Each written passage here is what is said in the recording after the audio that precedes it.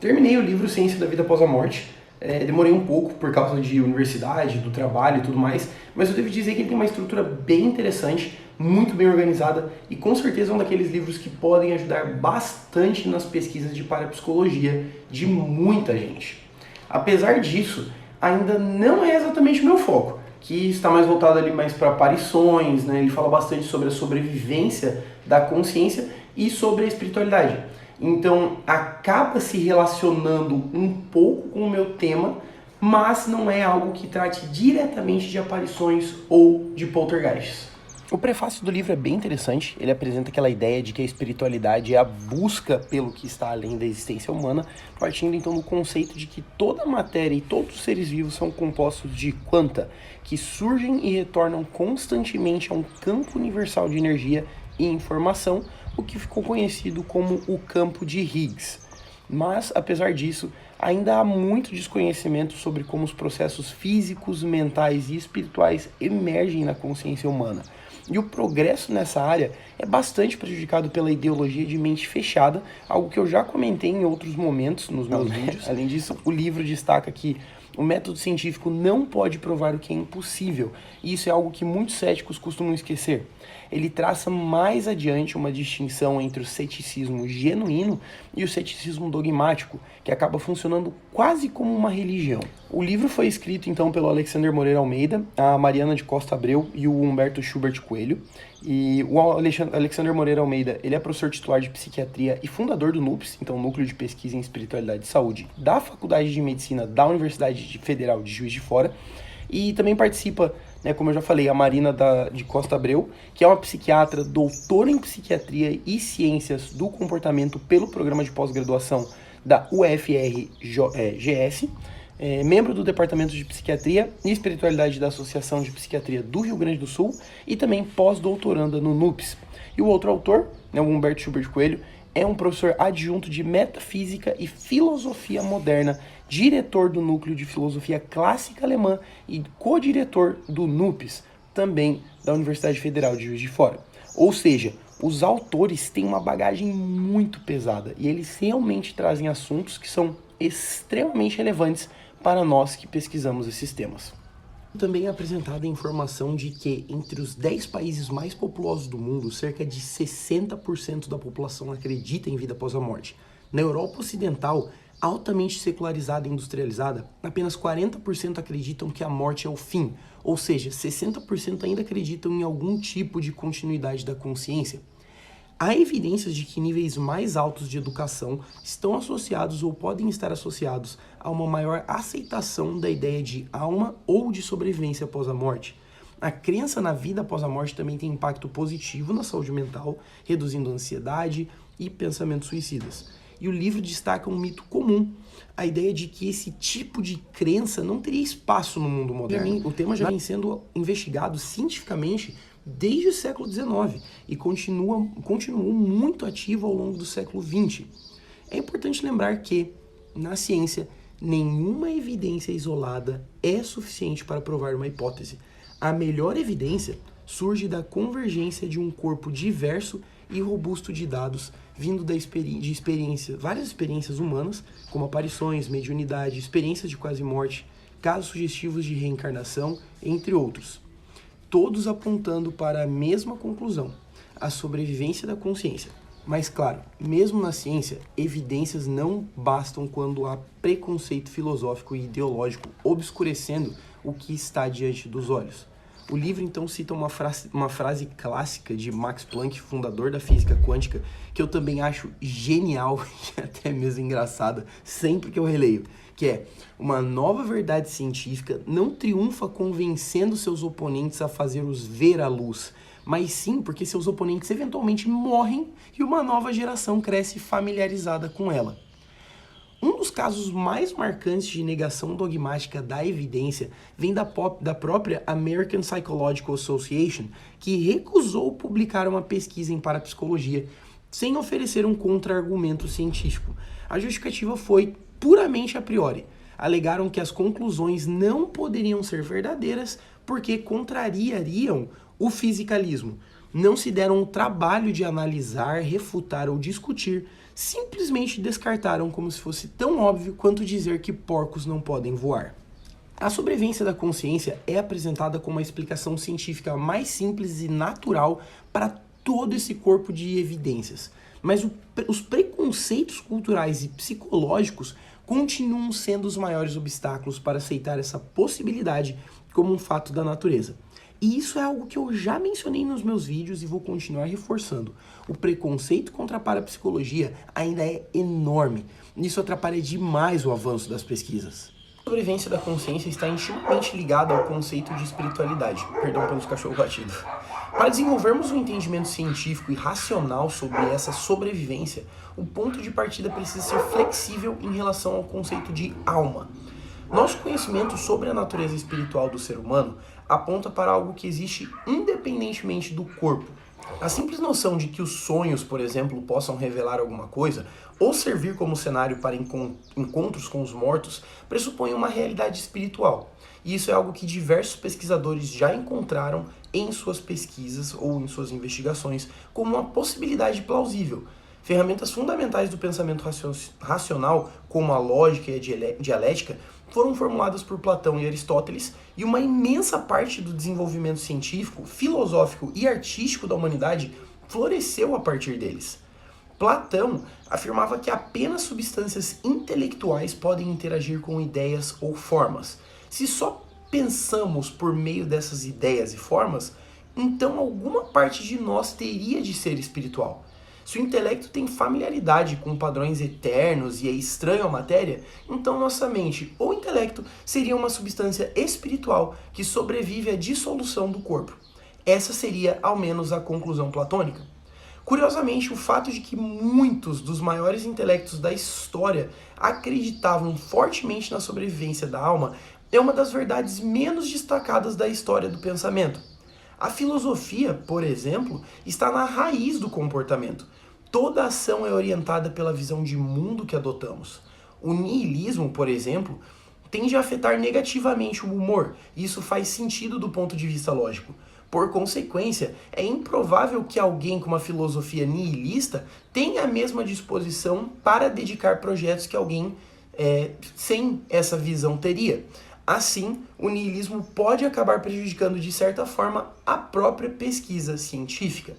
E de maneira até curiosa, até o ateísta Schopenhauer concordou que a filosofia não pode ser fundamentada em substâncias puramente não mentais.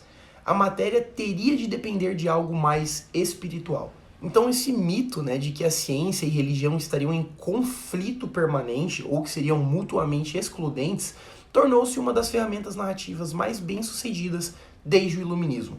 Argumentos metafísicos raramente são refutados de maneira adequada.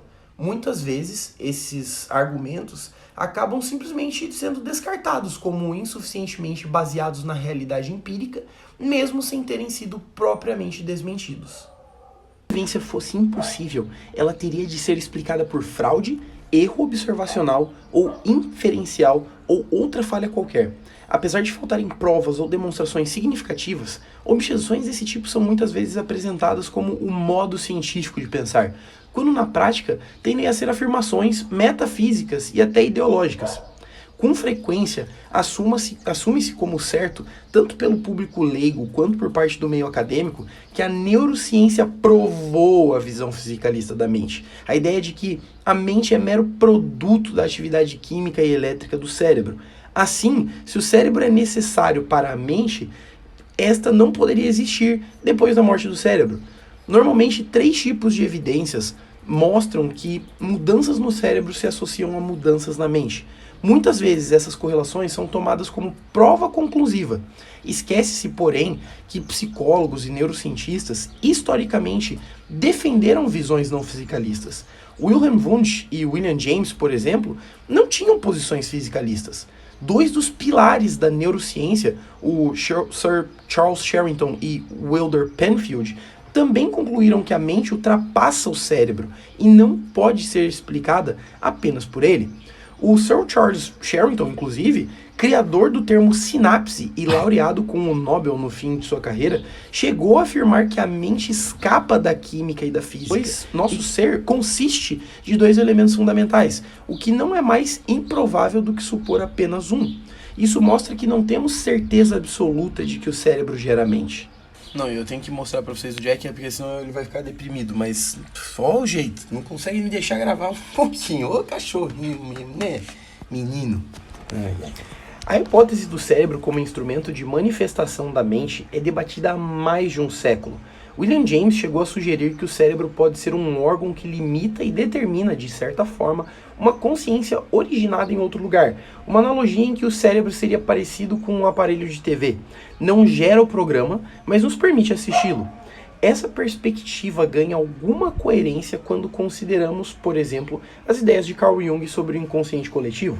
Estratégias retóricas problemáticas, como o uso de analogias e metáforas inadequadas, compara-se o cérebro à digestão ou a um computador, às vezes disfarçam a falta de evidências empíricas convincentes. Isso me soa equivocado. O neurocientista John Eccles, também ganhador do Nobel, alertou para a tendência de exagerar o conhecimento científico sobre o cérebro. O neurocentrismo, a ideia de que o eu é o cérebro, é uma ideologia fundada em neuromitos e numa espécie de neuromania. Há um princípio de parcimônia forte na comunidade científica. Devemos aceitar a hipótese mais simples. Mas isso não significa que o mais simples seja sempre a explicação biológica isolada. William James, com a teoria da transmissão, agrupou uma série de experiências que são difíceis de explicar pela teoria da produção da mente. Aparições no momento da morte e a gama de capacidades mediúnicas sugerem que talvez baste supor a continuidade da consciência. Grandes avanços científicos costumam surgir quando pesquisadores observam fenômenos que não se encaixam nos paradigmas estabelecidos. Thomas Kuhn chamou esses casos de anomalias do paradigma. Essas anomalias deveriam ser investigadas em profundidade. Caso contrário, corre-se o risco de uma negação dogmática da evidência empírica, que emperra o processo científico. Isso já ocorreu antes. Até o início do século XIX, muitos cientistas rejeitavam relatos de meteoritos simplesmente porque não existem rochas no céu. Sem investigação, concluiu-se que pedras não podem cair do céu. Um exemplo claro de como o preconceito pode travar a ciência. No campo da mente, estamos numa fase pré-paradigmática. Estamos vendo as pedras cair do céu. E se abandonarmos as pesquisas ou a pesquisa por causa de preconceitos, podemos perder descobertas essenciais. Se os cientistas da época tivessem desistido, não reconheceríamos meteoritos. Viveríamos com a Terra no centro do universo, acreditaríamos que a Terra é plana.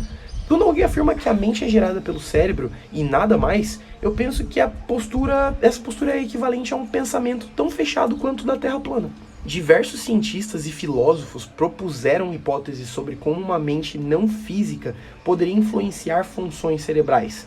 Vários modelos procuram acomodar mente e cérebro. Veja, por exemplo, Beyond Physicalism, de Kelly, em 2015. Mesmo defensores do fisicalismo admitem que não possuem uma teoria sólida para explicar como o cérebro geraria a mente. Portanto, no que diz respeito à natureza da mente e sua relação com o cérebro, ainda estamos num período pré-paradigmático. É importante distinguir ciência, um método baseado em investigação racional e empírica, do cientificismo materialista, que é uma ideologia travestida de fato científico. Muitos dos fundadores da ciência moderna não eram fisicalistas. Muitos foram motivados por convicções religiosas, acreditando que a ciência ajudaria a conhecer melhor o Criador. Pesquisas recentes mostram também uma prevalência não desprezível de crenças na sobrevivência ou em visões não fisicalistas entre cientistas, filósofos, psiquiatras e pessoas com formação superior. Não é correto, historicamente, retratar pesquisadores da sobrevivência como crentes ingênuos que ignoraram fraudes ou explicações alternativas. A pesquisa em parapsicologia não é monopólio de pessoas menos inteligentes.